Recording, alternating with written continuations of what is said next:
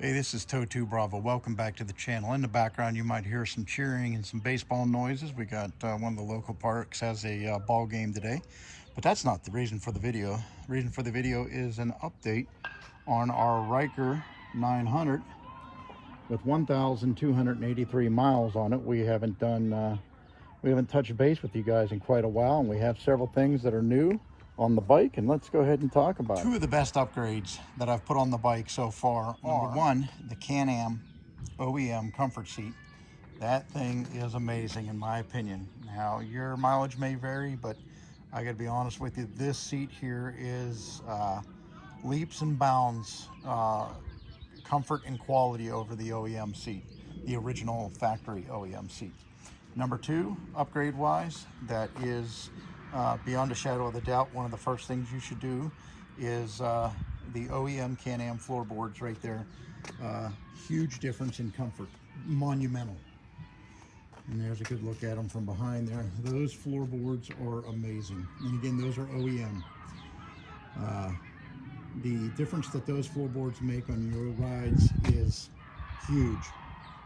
Man, they're cheering. It must be one heck of a game up there. Back to the bike though. Those floorboards are amazing. Shifter I got off of Etsy. Very affordable. I want to say under $12 for that, and something else that came with it. Makes a big difference for me. If you're shifting with your foot, it's huge. Makes it so much easier. We've talked about the convex mirrors in previous videos.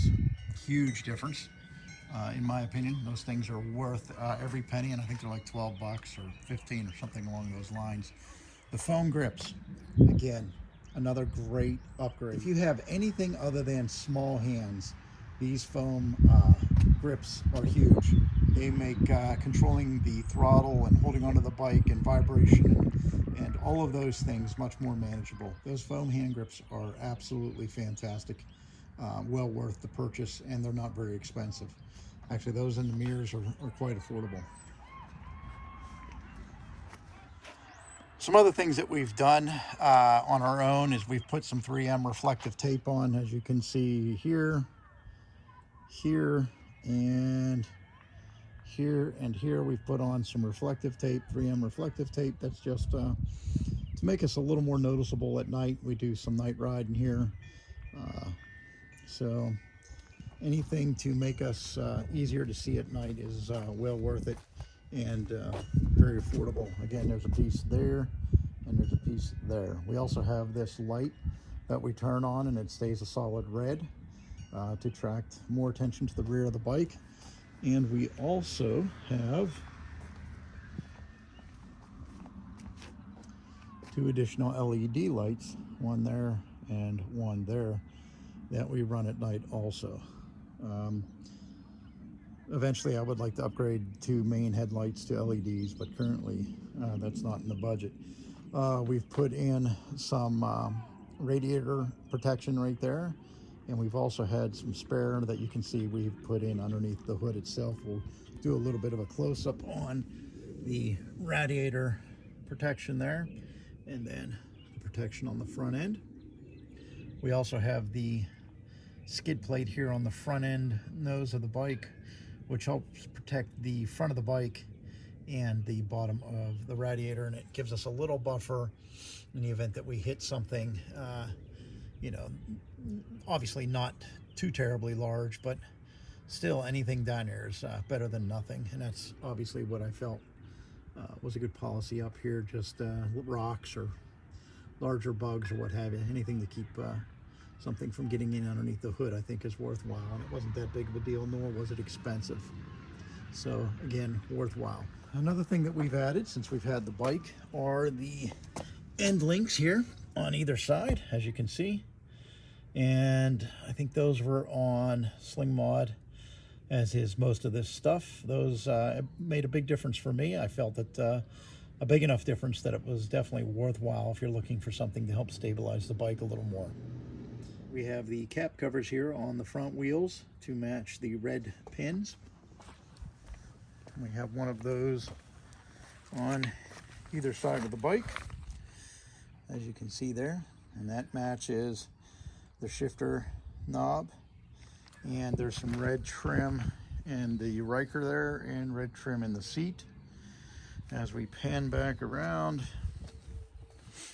we have our 22 Bravo sticker there, and then on the rear wheel, we have some of that tape also on there. I want to say that was that on Sling Mods? I'm not sure if that was on Sling Mods or if that was on another site.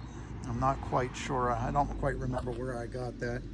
If someone really needs to know, I'm sure I can dig it up if you leave something in the comments. But the red matches the pin in the back wheel, the red on the seat, the red in the Ryker, and then the red caps on the front wheels there. I didn't want to do all 3 wheels. I just wanted to do something that was unique and different. And I felt that look there was a pretty cool look. I like it. Very nice. Run our Instant 360 camera either in this position here, and we'll put a little portion of the extender on there and shoot back, and obviously you'll see forward. Or we take that same mount and I attach it up underneath the seat. It comes up here, hugging the back. Those 2 holes, I will put a zip tie in holding the invisible bar, or whatever, the invisible selfie stick bar, a little more firmly there, and then I extend it out. And I have some videos out where it looks like you have a drone following you from behind. So those are the 2 positions we use for the Instant 360 currently.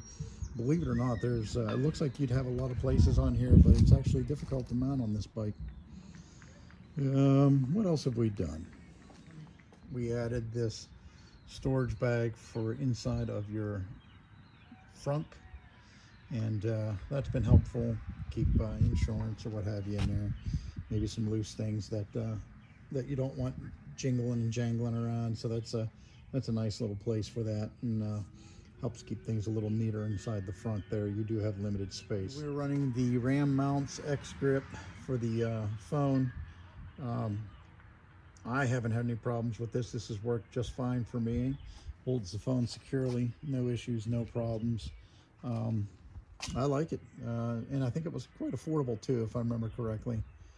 So that's what we're running for our phone. Currently, the only thing that I am lacking in the near future here, as far as add-ons for my Ryker, is there is an OEM knee pad that's adhesive that fits on either side of the bike here.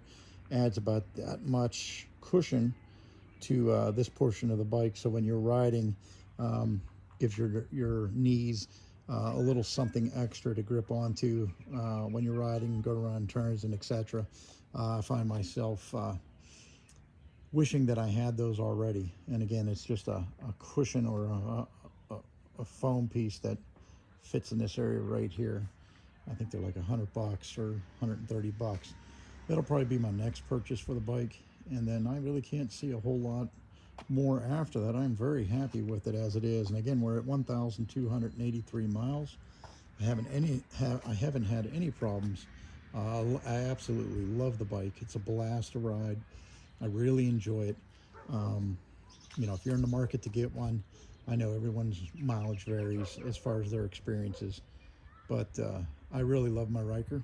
I do. It's a pleasure to ride. It's a blast. I really enjoy it. I can't wait for the weather to truly break here in southwestern PA, so I can get out and ride it a little more. But figured I'd give you guys an update, and that pretty much wraps it up. And so we'll do a quick panoramic around the bike. This is 22 Bravo. I appreciate you guys watching, and until I see you out on the roads again, thank you very much.